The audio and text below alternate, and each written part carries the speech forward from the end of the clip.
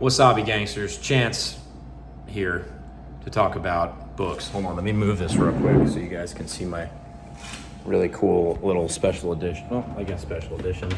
We got these over here, no big deal. Look, just, it's in the background, right? It's not a big deal. I don't have a full library yet. It actually isn't a big deal. That is not all my books.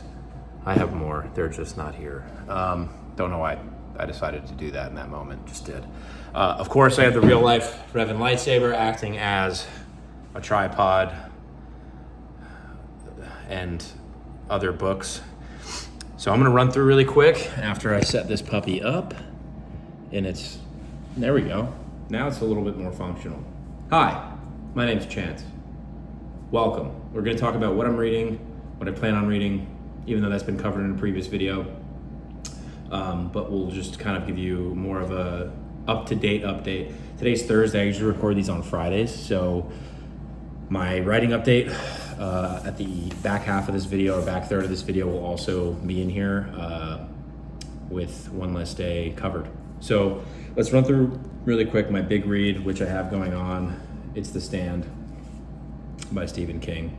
I am 68% done with this puppy. It is phenomenal. Getting introduced to the characters without spoiling anything, it's kind of really cool to see the two sides, which I don't think that's spoiling anything by saying, kind of interact in their current state, and about 2/3 through the book. It's very interesting. I like where it's going. There's obviously, you're rooting for certain characters to take some other action. You're seeing so many perspectives. It's very, very cool, very fun to read. Loving it so far. Hope to finish this up by next week. Who knows? But 68% done with that. Then currently reading Red Sky Morning, Jack Carr. This is my kind of like a very, this is where I'm at right now. 170 some odd pages in. I'm going on a flight this weekend to see some boys that I ain't seen. And I'm going to probably either finish reading this on the plane on the way back, or make some heavy progress on The Stand. It's not a long flight, it's like an hour and a half, but between the airport and getting to the airport, I might have some extra time. So far, so good. It's kind of picking up where we left off. Of course, there's always the, in these political thriller books, there's always you kind of have the expectation of, we need you back, James, we need you back.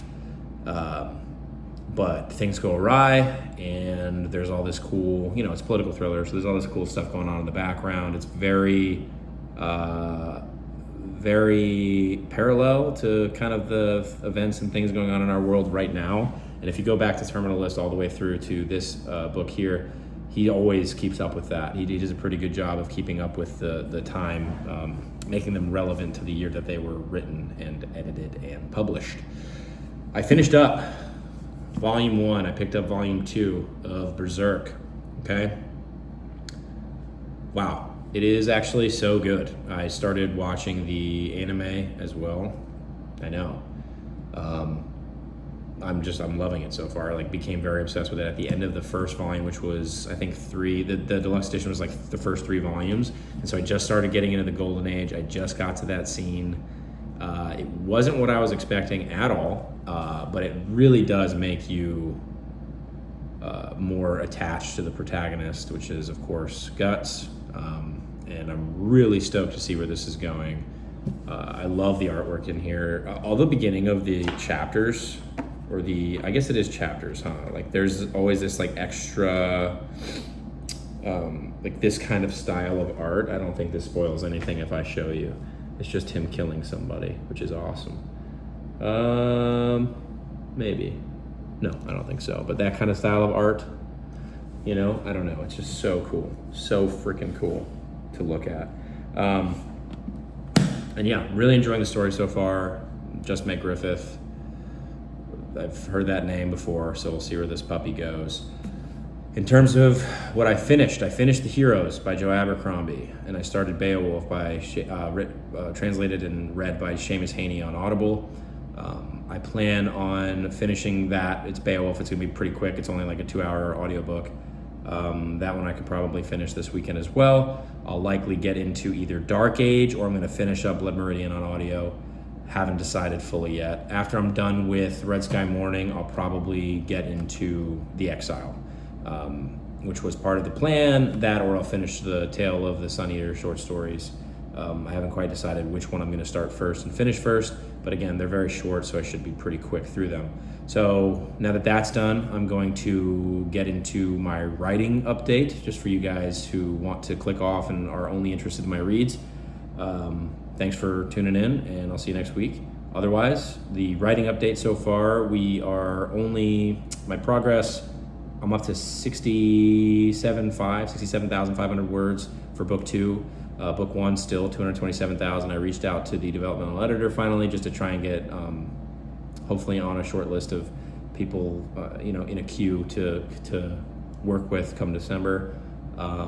She's the same editor that worked with John Gwynn on the Bloodsworn series. She's worked with Adrian Tchaikovsky, apparently China Mayville. So there's some hope there in terms of if my project and her click in some way, hopefully we'll see.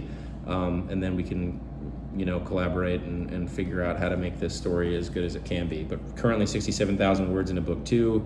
Whenever I hit a place where I feel like as a discovery writer, you discover a lot of and learn a lot about your characters and their arcs as you go. I at least have, and for me, I hit a point, I think on Monday, where I was like, okay, you know what, I'm gonna go back, I'm gonna read through what I have so far, which, might be a mortal sin for a writer, but for me, it kind of just helped guide me, and as a discovery writer, there's very minimal, in general, plotting that kind of goes on, other than, knowing what's going to happen or what you want to happen and kind of filling in the middle. But strong characters is something that I go into my book wanting, and I was able to kind of get a rough outline now of pressing beyond chapter 12, which was nice for me because I knew what I wanted to happen. It was the road to get there that was, you kind of need to figure out. Sometimes you need to take step back to take, a couple steps forward, and that's what I did this week. I did add to the word count. It's just not as, it's not where I'd like it to have been, but it allowed me to kind of step back, see the overview of how this next third of the book is going to go. And I do plan on that being the next third because I'm at 67,000. So another third would put me, a little over 130 to 140, which, add another how many ever, that puts me at my goal of 200K for the second book, because it's, it's 2 books, a duology fitting into a single story, a single arc before moving on to books 3 and 4, which are going to be doing the same thing, accomplishing a single arc put into 2 books, roughly 200,000 words, simply because that's just what's needed to tell the story based on my experience writing the first book. That said, that hasn't touched an editor yet. That may be a lot less, it may be more, who knows. So I'm really excited to keep progressing in my journey. And yeah, thanks for listening to me talk about my writing. Again, dark epic fantasy, really looking forward to a 2025 release with book 1. Yeah, thanks guys for watching. I'll see you next week with another reading update, and have a good week, have a good holiday. Happy 4th of July, right? Happy 4th of July. I also have the only Darth Revan lightsaber. So that's the end of the video. Thank you for watching.